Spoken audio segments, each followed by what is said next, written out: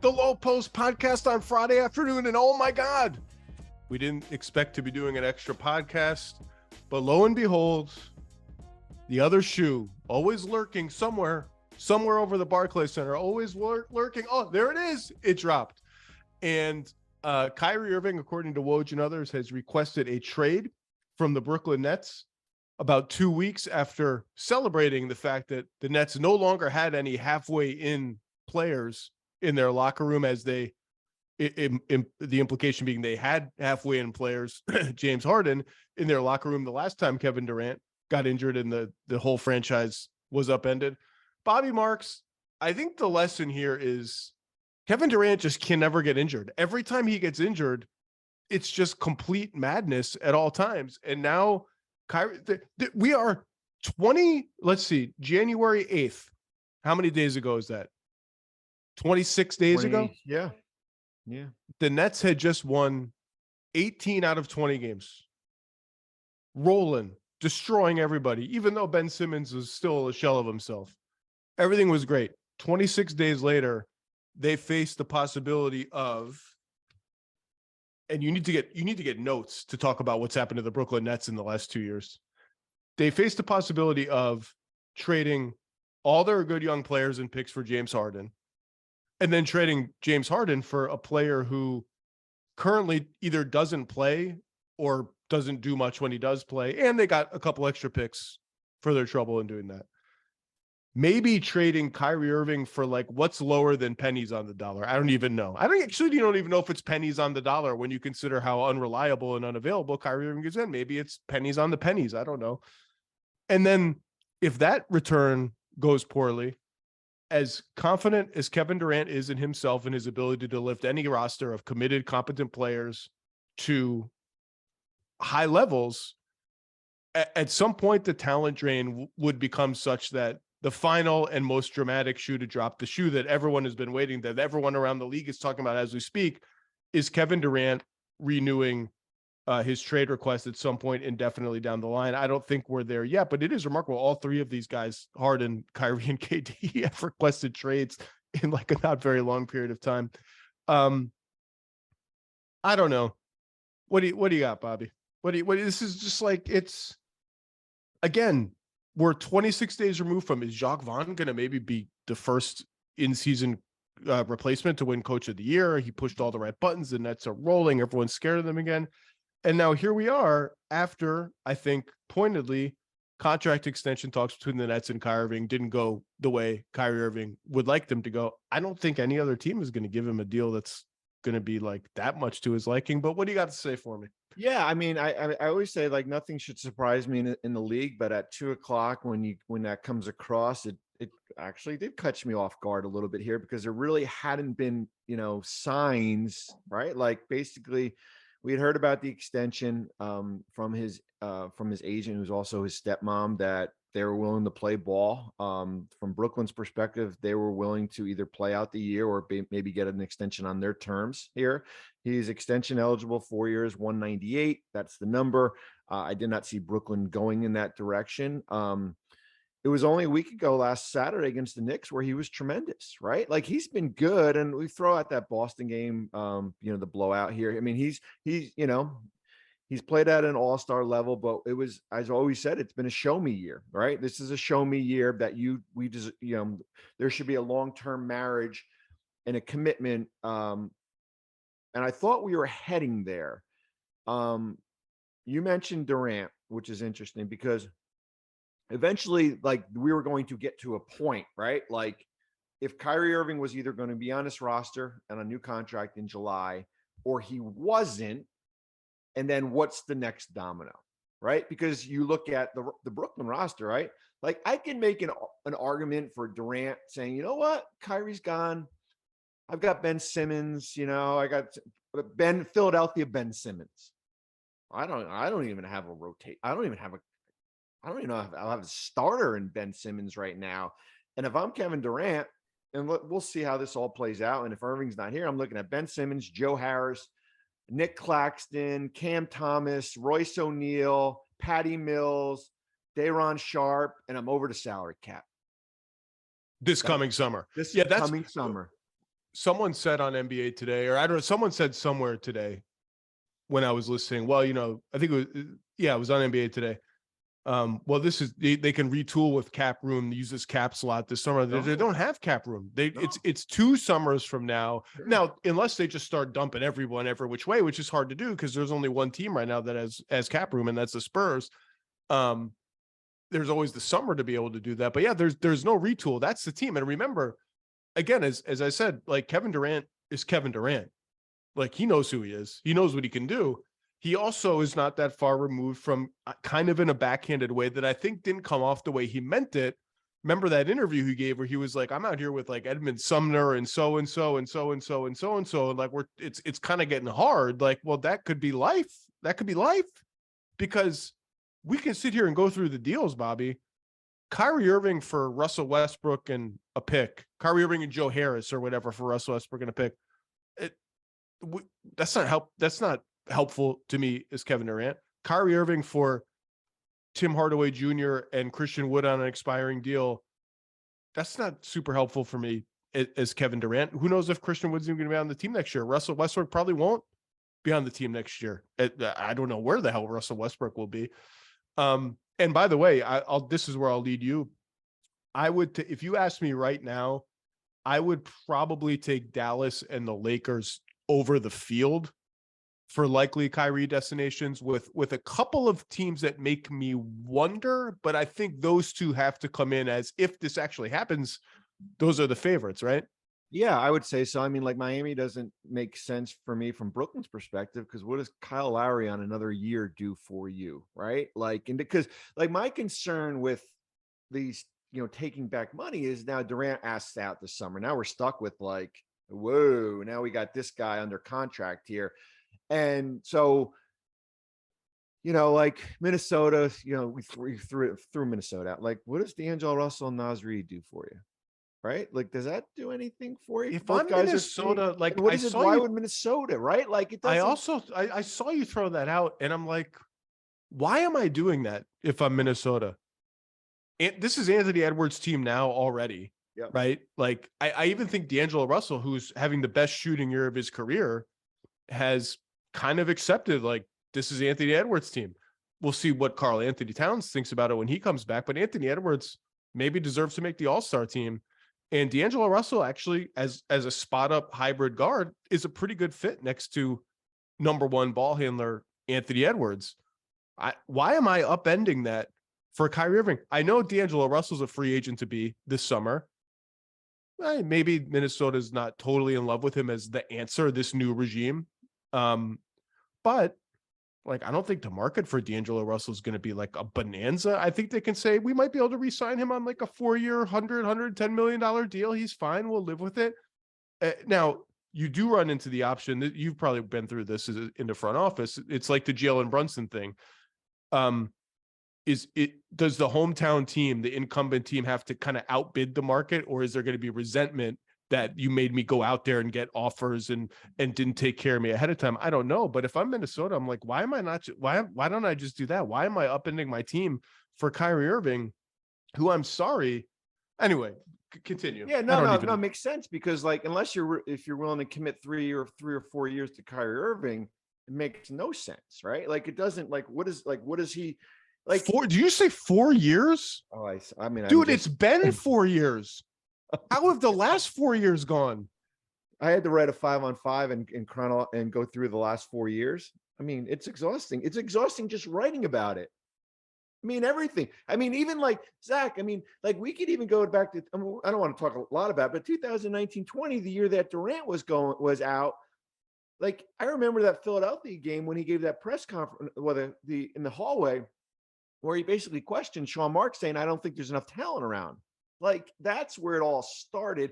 And every year it's been drama, enough with the drama. The best all-timer to me was when he talked about how, I think it was after they got swept last year, right? By Boston, that me and Kevin and Joe and Sean are going to manage the franchise together. It's like, manage the franchise? How about playing for the franchise? Like, consistently before we start getting into like managing the franchise. I don't mean to sort of go off here, but we were on the show today, and Tristan Thompson, who's been on the show this week doing really well, was like, well, Kyrie's really bought in lately. Like, I understand why Kyrie's holding out for the most money possible. Like, what do you want the owners to get the money? And I totally sympathize with that. Give the players the money. But he kept using the term bought in. I'm like, bought in? You don't get to play for like 3 straight weeks and say you've bought in. Like, that's just not how it works. There's no world. I would be blown to smithereens if any team trades for Kyrie Irving and promises him as part of that trade, we'll guarantee minimum 3 years, at least 3 years, fully guaranteed, at least. I don't see it. I mean, I would be hesitant, even if a team, if he's traded. I mean, there's, the trade bonus, I've talked about it, and if he's traded and he's still eligible, I mean, it's 2 years, 78 million, 78 and change. I mean, maybe I would do 2 years. I mean, that's probably the number, I guess, maybe for me. So here's the question. What do the Lakers even offer? Like, do the Lakers, if you're Rob Pelinka, do you offer both the picks? No. Okay, so if the answer is no, and I agree with you, the answer should be no. I just can't mortgage everything for a guy whose reliability has been under fair scrutiny. So if the Lakers don't offer both first-round picks, if you're Sean Marks and the offer is Russ and 1 pick, do you do it? Or do you just say, screw it, we're playing it out? That's just not worth it to us. We're playing it out. I mean, I would probably play it out. I don't think it's worth it to you, because you're just going to let Westbrook expire, and now he becomes a free agent, and now Irving gives you unless like basically Kyrie just sits out the rest of the year, right? I mean, like, that's the only, like, if he goes to that way. But Irving on the roster, if he continues to play, and I know we will have the whole drama of the trade stuff, gives you a better chance, because I think this is going to be it, Zach, as this team constructed, gives them at least one more chance with Durant on the roster compared to where Russell Westbrook is. Even if the threat is for him to leave as a free agent. And then where are you going? I mean, where are you going as a free agent? I mean, I put out the teams that have room. I know teams can create room, and they're signing trades and all that stuff. Where are you going to go? To Houston? You're going to go down there? They're going to pay you $36 million to play with Jalen Green? Is that what they want to do? So I think for me, if there's such a little bit of a discrepancy too with Westbrook and Irving's salary. Like, something else got to come back, because you're taking on some money tax wise if I'm Brooklyn. But if I'm not getting I mean, it's got to make sense for me to do the deal, or I'm going to call his bluff and let's play out the season, which they did with Durant. Now the difference is they had years with Durant, and they also had a player who I think they were confident he's going to play. Kevin Durant's a pro, and he's going to play. By the way, it seems like ancient history, but it was only June 2022, the glory years of 2022, way back when. So whatever months ago, when, remember, the Kyrie opt-in, opt-out drama was at the center of the league. And I'm looking at the Woj story right now. Kyrie submitted this list of teams that he'd be willing to accept a sign and trade to in the event that he opted out of $36 million and the Nets were to trade him. And here's the lead of Woj's story. Outside of the Los Angeles Lakers, there are currently no known teams planning to pursue sign and trade deals for Brooklyn Nets guard Kyrie Irving. And what happened a day later? He opted in because the market was completely dried up. Now, in some ways, it's almost smarter to do it now on his part, because you do have teams in the middle of the season who are disappointed, desperate, reaching, and maybe one of them reaches in his direction. I just don't know who the team is if it's not Dallas or the Lakers. And I don't know that those teams are going to offer me enough that I just don't say, screw it. Now, I have to have a meeting with Durant, though. If I'm the Nets, I need to sit down with Durant and just take his temperature on all of this, because ultimately, Bobby, all the noise, all the drama is always around Kyrie, and before that, Harden, and currently Simmons. The guy here who really moves the league is Durant. That's the end game that actually matters. That's what all the vultures have been circling overhead for since they got eliminated from the playoffs last year, is what's going to happen with Durant. Yeah, and I think if you take Durant's temperature, he's probably going to say, let's get through the season, and we'll talk about it in the offseason where this roster is. I mean, Um, that's the Durant position. you mentioned Miami.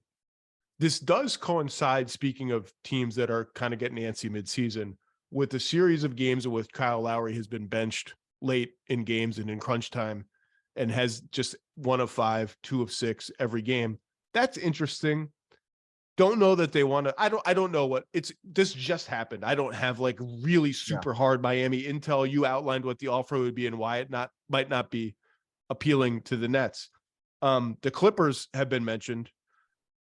So my take all along about the Clippers, who have been linked to both Russ and Kyrie, is like, what if point guards?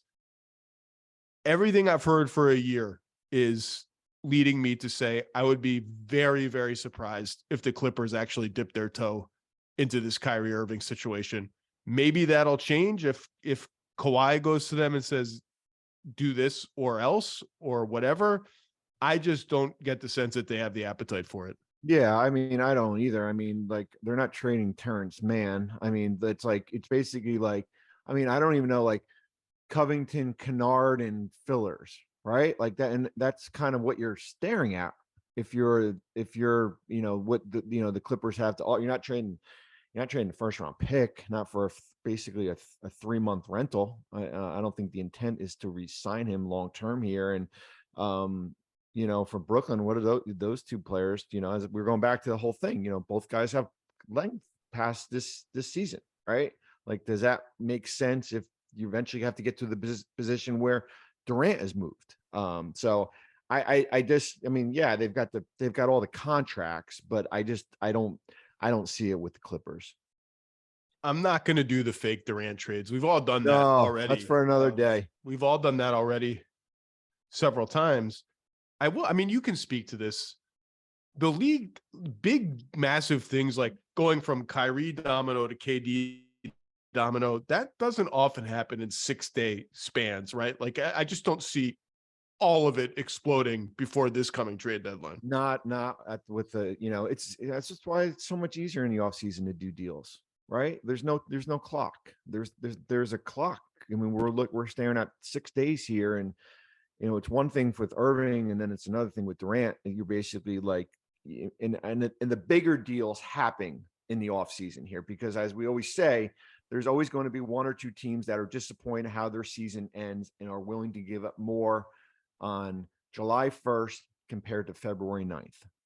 And more people are in play, just more. There's more, again, Well, because. and then the other thing too, like you texted me with, like, the 7-year rule with draft picks, right? Yes. So now 2030 now becomes involved, right? Because now teams can add more draft picks, right? There's more flexibility there. It's just stunning that they could be left here with Ben Simmons and a couple of picks. And Ben Simmons, by the way, either scores single digits or doesn't, or is a late scratch every game. Whatever they get for Kyrie, whatever that is. And then Durant sitting there like, whoa, what? It's just a stunning turn of events, considering that I will always go back to the late 2021 season and the early playoffs. When they had Harden, Kyrie, and Durant, they looked unbeatable. Like this, they had actually built the team that was worth trading all the cap space and all the picks for, and it just fell apart. I mean, the Harden hamstring injury early in the Milwaukee series is one of the great, on the first play, is one of the great sort of what if moments. And I know that he had injured it before that, and then he came back.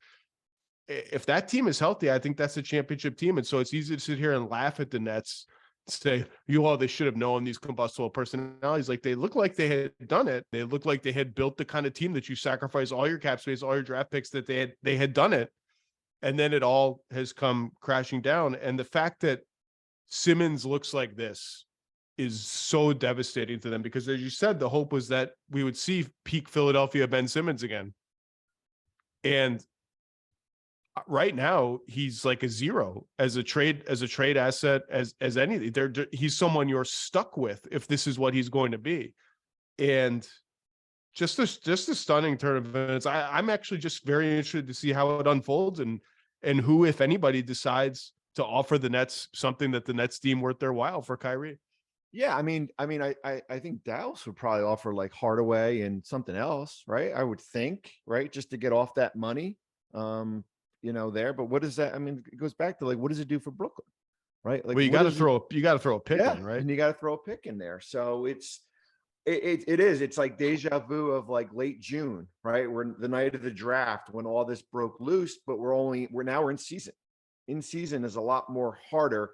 I'm just fascinated. And I know we're 4 months or 5 months away from here, is that what team is willing to commit to Irving long term, not just 1 year, long term. He's the ultimate, he's a max player. 1 year, not 3, 4. He's a 1 year max player. And again, it's too early to talk about the Durant stuff because, as I said, he's Kevin Durant. He knows what he can do. And I think I don't know what Kevin Durant is thinking. But I've hinted and said on this podcast before, I don't necessarily think that they're tethered together the way they used to be. And so I think there is a universe where he looks around at whatever happens in the next 6 months and said, okay, I'm cool with this. I chose this team. I'm cool with it. It's just hard today to see the transactions that get you there. But we've got a lot of time to do that. Bobby Marks, thanks for hopping on at the last minute. It's going to be a wild 6 days, and then it'll be a wild few months, and it'll be an even wilder week in July. Enjoy the ride, I guess. I thought we were just going to be talking about Jared Vanderbilt trades next week. No. Yeah, I think Jared Vanderbilt's days in the sun have expired. Bobby Marks, thank you, sir. Thanks, Zach.